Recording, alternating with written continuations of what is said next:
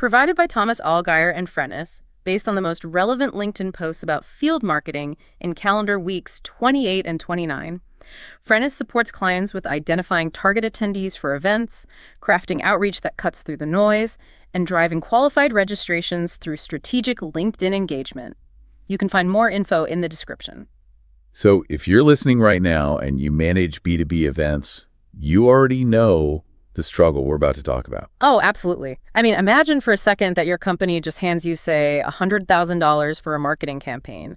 In the digital world, that money comes with a demand for, absolute precision. Right. You spin up a digital ad campaign, and your dashboard instantly shows you the impressions, the clicks. Exactly. The conversion rates, your exact return on investment. It's a totally closed loop. Yeah. The finance department can see exactly where every single dollar went and what it brought back. But then you take that exact same $100,000 and you step onto a massive convention center floor. You're just surrounded by flashing lanyards, overpriced coffee, endless rows of identical booths. And suddenly all that digital precision just completely vanishes. It totally vanishes. The trade show floor can feel like this massive, incredibly expensive black box. It really does. And that black box is becoming harder and harder to justify to leadership. We're seeing this massive shift right now in how organizations are demanding accountability from their field marketing teams. Which is exactly why we are here today. Welcome to this deep dive. Our mission today is to extract the absolute most critical, no-fluff field marketing insights circulating out there right now. Yeah, we're going to help you figure out how to stop throwing money into that black box. Yeah. And start engineering events so they actually act as, revenue drivers. Yeah. And we're keeping this highly focused, no theoretical fluff today. We are breaking down the mechanics of why some teams walk away from an event with millions in pipeline, while others walk away with nothing but tired feet and a stack of useless business cards. Right. So let's start by looking at the macro strategy. Before anyone even signs a contract for a venue, or starts arguing over what color the booth backdrop should be. Oh, the backdrop arguments here. Right. We have to ask a fundamental question, which is, why are we even showing up? Because it really feels like the days of just dropping a booth in a hall for brand awareness are just completely dead. They are completely dead, yeah. And the consensus on this is overwhelming. There was a really fascinating perspective on this from Kelsey Preston recently. Oh, right. Her framework. Yeah. She put forward this framework that really challenges the traditional event timeline. She argues that 90% of trade show work actually has to happen in the 6 weeks prior to the show. Which is wild to think about. It is. The booth itself, like the days you are physically standing on the floor, she says that's just the final 10%. That completely flips the traditional resource allocation on its head. I mean, most teams I observe, they spend months obsessing over the booth design, the logistics, the swag. And then maybe they send out one generic email blast to their database a week before the flight. Exactly. And Preston explicitly calls that out. Yeah. She noted that treating the booth like the first 90% of the work is essentially just an expensive way to hand out stress balls. That's such a great way to put it. If you don't have target account lists built, pre-show outreach executed, and executive meetings booked before the plane even lands, you just aren't doing field marketing. You're just hoping for accidental foot traffic. Right, which brings up a huge structural issue. Because if we're doing all this targeted outreach before the event, it completely changes who we're actually trying to talk to in that room. Right, it shifts the whole audience. Yeah, I mean, it seems incredibly wasteful to spend 5 figures just to introduce yourself to people who have literally never heard of you. This is a critical realization. Yeah. Michelle M.J. Brody unpacked this beautifully. She's run something like 200 B2B events, so she has seen every possible variation of failure and success. Wow, 200. Yeah, quite a resume. Her core argument is all about funnel placement. She pointed out that live events should sit much further down your marketing funnel. You shouldn't be spending a massive event budget to stand in front of a room of entirely cold leads. Because, you can acquire cold leads through a digital ad or an email sequence for a fraction of the cost. Precisely. Her point is that the physical event budget should be deployed to convert already warmed prospects. You want to use that in-person environment for the people who already know your brand and trust you to some degree. You're accelerating a deal that's already in motion, not starting from absolute zero. Exactly. So treating a massive trade show as a top-of-funnel awareness activity is essentially like proposing on a first date. Oh, that's a perfect analogy. Right. It's way too aggressive, it's incredibly expensive, and it almost never works out. It makes far more logical sense to treat the event as, like, the graduation ceremony for prospects you've already been nurturing for months. I love that, a Yeah. graduation ceremony. And if we look at it that way, it changes the internal mechanics of the company. Alexandra Panyukina actually took this logic even further. She suggests we need to stop using the popular industry term event-led growth. Wait, really? Why drop that term? Event-led growth sounds like exactly what we are trying to achieve here. Oh, because the phrase implies that events act as this standalone acquisition channel, operating in a silo away from product or outbound sales. Ah, I see. She advocates for calling it an event GTM motion, a go-to-market motion. It has to be structurally tied into your existing sales sequences, your outbound SDR efforts, and your partner motions. Meaning, if marketing is operating in a vacuum, the event is basically doomed before the doors even open. Yeah, Wendy Porter brought this up and really nailed the reality of it. She pointed out that trade shows themselves do not fail to generate return on investment. What actually happens is that unaligned organizations fail to activate around those trade shows. Yeah, if leadership doesn't engage the key accounts and sales doesn't bother to book the side room meetings, just showing up and standing on the carpet isn't a strategy. It forces a really tough question for any executive team complaining about event performance, which is, did the event actually fail? Or did your organization just fail to work the event? Oof. That is a harsh reality check for a lot of companies. And by the way, if you are finding this kind of strategic breakdown valuable for your own planning, you should definitely subscribe to this deep dive. We're constantly analyzing these kinds of B2B operational shifts, and you won't want to miss our upcoming editions. Absolutely. So let's keep moving through the timeline. Let's assume a company listens to this, they get the pre-work right, they align their sales and marketing teams, and they actually get to the venue. Right, the execution phase. Yeah. How are exhibitors still sabotaging themselves once they are actually on the show floor? Because I've walked those floors and I see a lot of really bad behavior. It almost always comes down to the human element. You can have a flawless strategy, but Eric Udler and Tina Morris both highlighted that poor booth staffing is the ultimate failure point. It's so true. Right. It isn't your budget, it isn't your location in the hall, and it certainly isn't your graphic design. It is the behavior of the human beings representing the brand. We have all witnessed this. You walk through a massive hall and you see staff sitting behind a 6-foot folding table just staring down at their phones. Literally physically barricading themselves away from the attendees. Exactly. They're treating the job as a passive waiting game instead of an active engagement opportunity. It's entirely passive. But if you contrast that with what top-performing teams are actually doing, the difference is just staggering. Janelle McGrath outlined the playbook for reps who actually crush their quotas at these shows. What's their secret? The primary differentiator is that top reps qualify instead of collect. They aren't just trying to get the highest number of badge scans to prove to their boss that they were busy. Because scanning every single person who walks by just pollutes your CRM with garbage data anyway. Exactly. McGrath notes that high performers execute rapid qualification. They ask 3 very fast questions. 1, do you have a real problem we solve? 2, is there a real timeline for solving it? And 3, is there a clear path to next steps? Wow, that's incredibly direct. Yeah, and if the attendee answers no to those, the rep just politely moves on. They protect their time. And more importantly, she points out that they follow up in hours, not weeks. Speed is the single biggest lever that average teams just leave sitting on the table. Okay, I have to push back hard on that point about follow-up speed, though. Oh, why is that? Well, I understand the theory, but let's look at the actual logistics. How is a field marketer or a sales rep supposed to follow up in hours when they are relying on those awful rented badge scanners provided by the convention center? Oh, right, the hardware. We all know how that works. You scan a badge, and that device effectively holds your data hostage until the event organizer decides to email you a messy spreadsheet like 3 days after the event ends. You've just identified the biggest operational bottleneck in the entire industry. Bryce Alston brought up this exact absurdity recently. Did he? Yeah, he highlighted that companies will literally spend $100,000 a year renting these archaic scanners from conferences only to have their leads handed back to them 2 weeks late. And by that time, I mean the prospect has slept in their own bed, caught up on a week of emails, and completely forgotten the conversation they even had with you. Not to mention, 3 of your competitors who just grabbed their physical business card have already called them. Right. So what's the solution there? Alston promotes a technological fix for this. He advocates for taking complete ownership of the lead capture process using tools like Popple, and specifically their new Ask Popple AI assistant. Okay, but how does that actually bypass the event organizer's system? Walk me through the mechanics of that. So instead of renting the show's hardware, your team uses the app to scan any badge or paper business card. The AI instantly enriches the contact details in real time, pulling in missing data. Oh, wow. Yeah, and it allows the rep to tag the lead for ROI attribution right there on the floor.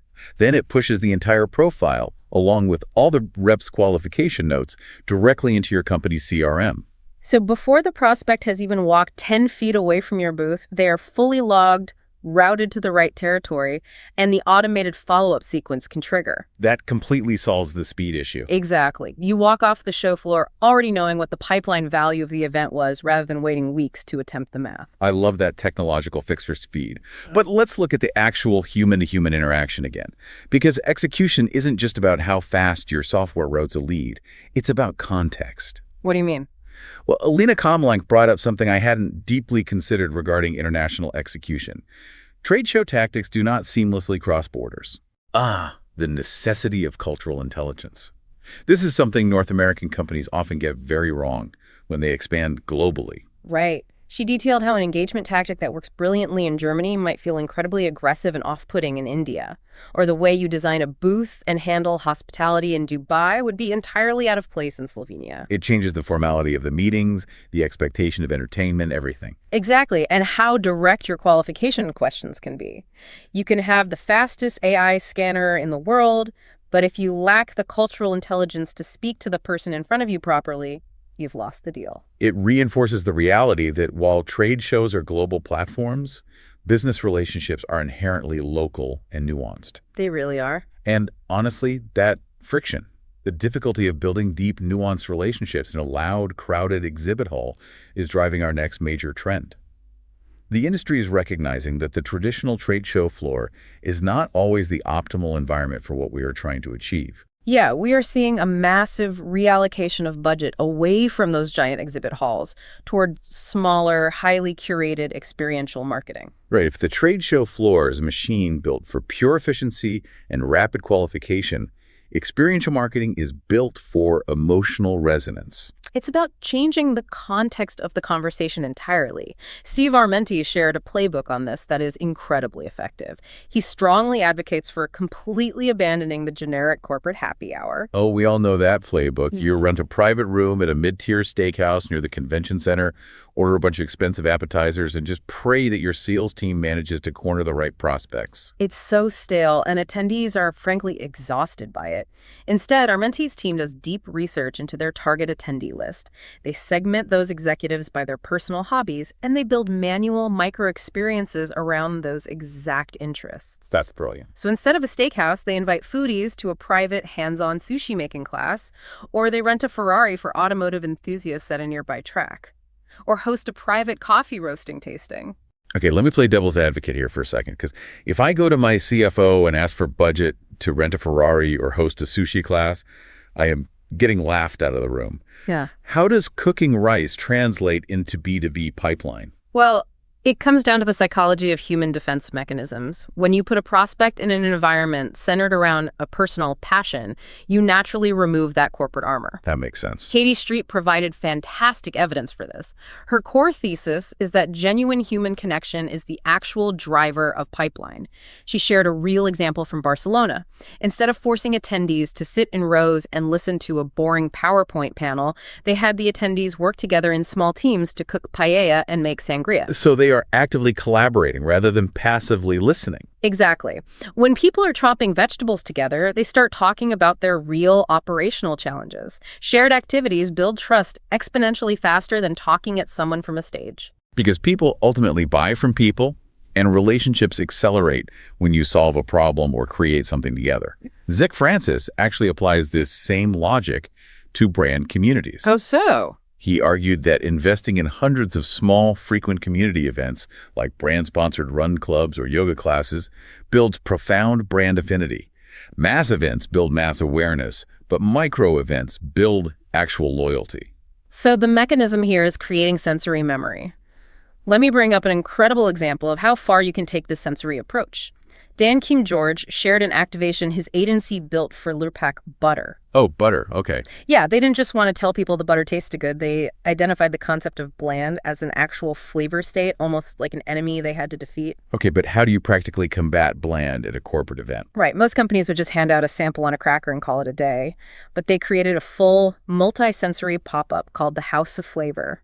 They designed a bespoke audio soundscape to heighten the physical experience. They pumped the aroma of chili and garlic into the room, and they actually had a chef physically blowtorching potatoes topped with the butter right in front of the attendees. They engineered an entire environment where the product experience and the marketing message were just completely indistinguishable from each other. The sensory experience was the message, and that emotional arc is what physically sticks in human memory.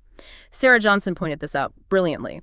She noted that 6 months after your corporate event, nobody remembers the appetizers you serve. But they definitely don't. They don't even remember the specific talking points of your expensive keynote speaker. What they remember is the energy arc of the day. They remember how they felt in your presence and whether the experience felt jarring or seamless. This brings to mind a fantastic reflection from Jennifer G. Early in her career, she actually drove the iconic Oscar Mayer Wienermobile. Now that is the ultimate experiential marketing vehicle. It really is. And for its 90th anniversary, she looked back and realized something profound. The core mechanics of experiential marketing haven't changed a bit since 1936. Wow, really? Yeah, long before anyone had a smartphone to scan a QR code, the mission was simply creating an authentic experience that people couldn't wait to talk about. Making people feel seen and connected. That was the job then, and it remains the core of the job now. Okay, so we have established that these deeply human, sensory, emotional moments are vital for building trust. But let's bring corporate reality back into the room for a second. Let's do it. B2B marketing runs on strict budgets and ROI models. How do we bridge the gap between a blowtorch potato and the finance department's demand for pipeline metrics? That brings us to our final theme, the tech engine. The explosion of AI and advanced event data platforms is finally providing the mathematical infrastructure to prove the value of these human experiences. Let's unpack the AI side first, because the efficiency gains are just wild. Ryan Jordan shared an example of using AI tools, specifically Claude, Gamma, and Whisperflow, to compress the production of an annual B2B event trends report. How much time did he save? Well, work that traditionally took his team 6 weeks to execute was completed in just 6 hours. That is a massive operational leap. Yeah. But, using AI just to write content faster is honestly the least interesting application. Where it gets revolutionary is integrating AI into the strategy itself. Like what? Ana Yunfuri de Lima is building an AI agent called Pavut. What makes this fascinating is that it acts as institutional memory for your marketing team. Walk me through how that works. What do you mean by institutional memory? So think about what usually happens when an event ends. All the nuanced learnings, which email subject lines actually drove registrations, which session formats held attention, which target accounts ghosted and found, all of that knowledge usually lives inside one field marketer's head. Right, and if they leave the company, the knowledge vanishes. Exactly. But Pavut learns from that specific event data. So when your team starts planning the next event, they aren't starting from a blank page. The AI provides a baseline strategy based on what mathematically worked for your audience last time. That is incredible. You're compounding your knowledge instead of starting over. And I know Dr. Barrasone debuted something similar on the planning side, an event-led growth bot. Oh yeah. The mechanics of this bot are amazing. You simply feed it a company's website URL. The bot scans the site, analyzes the ideal customer profile, cross-references that with event demographic data, and automatically builds out a complete attend-sponsor-owned roadmap. So just from a URL, it tells you exactly which third-party events your sales team should buy tickets for, which massive industry shows you should sponsor, and when you need to host your own micro events. Exactly. Strategy mapping that would have taken a team of analysts weeks to compile is generated in moments. It feels like the industry is finally upgrading from relying on a compass to using a GPS. But the overarching question remains, is all this data actually translating into ROI that a CFO will accept? Right, the bottom line. Because finance doesn't care how fast your AI built the roadmap if you can't prove the event-generated closed-won revenue. This is literally the billion-dollar question. And Nick Bennett brought up a massive market signal regarding this. At the recent Cvent Connect conference, Cvent launched a major strategic rebrand. What are they doing? They introduced concepts like the Event Cloud, and a specific product tier called Presence Premium. But the real headline is that they are backing this with a $1 billion product investment through 2029. $1 billion dedicated just to product innovation. What exactly are they trying to solve with that kind of capital? They're trying to definitively connect in-person event engagement data directly to CRM pipeline results. Bennett pointed out the painful reality that for 12 years, marketers have been duct taping pipeline math together in messy spreadsheets. Oh, the spreadsheets, they're endless. They have been desperately trying to prove to finance that a $2,000 private dinner generated more revenue than a $15,000 booth sponsorship. And Cvent is building the infrastructure to automate that math. Yes, and Cvent's own data highlights why this is so critical. 90% of attendees say events directly influence their purchase decisions, and over 40% of marketers say events drive their highest closed-won conversion rates. Wow. The technology is finally being built to defend those statistics with hard CRM data. It moves the entire internal conversation from how much did the event cost to how much did the event actually perform. But as we talk about all this optimization and efficiency, I think we need to pause for a serious reality check. What's that? Well, despite the AI agents, the real-time scanners, and the billion-dollar data integrations, the human toll on the people actually running these events is just alarming. It is a systemic issue in the industry. Anka Platten-Tryfan and Debbie Vanderbeek both raised urgent warnings about event professional burnout. Tryfan made a really poignant comparison. She equated event professional burnout to athletic overtraining. I thought that was incredibly accurate. She noted that event professionals are uniquely conditioned to ignore their own biological warning signs. They really are. They will run on 4 hours of sleep for a week, troubleshoot a broken badge printer, de-escalate an angry VIP client, and act completely calm while their nervous system is entirely overwhelmed. Yeah, she points out that when an event marketer's performance starts to drop, it is rarely a lack of discipline. It is almost always a symptom of carrying too much structural load. Yeah. And Vanderbeek emphasized the long-term consequences of this. She watched a colleague retire after 30 years and realized this person wasn't just leaving the industry, they were fleeing it.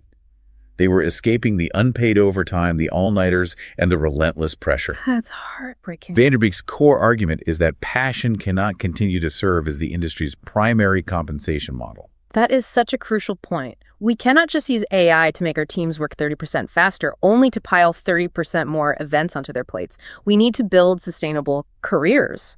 It all comes back to intentionality. As the data proves, the goal isn't just executing more events. It is about executing the right events for the precisely right audience at the exact right stage of the funnel. We have covered an immense amount of ground today. We started by tearing up the timeline and realizing that 90% of the work happens before you ever get on the plane. Right. We talked about fixing passive booth behaviors, the critical need to shift toward highly sensory, emotionally resonant micro experiences, and finally, how AI and billion-dollar data integrations are making all of this accountable to revenue. I want to leave you with one final, slightly provocative thought to chew on, inspired by a point from Tom Burtwhistle. We spent time today marveling at AI's ability to generate content and strategy instantly.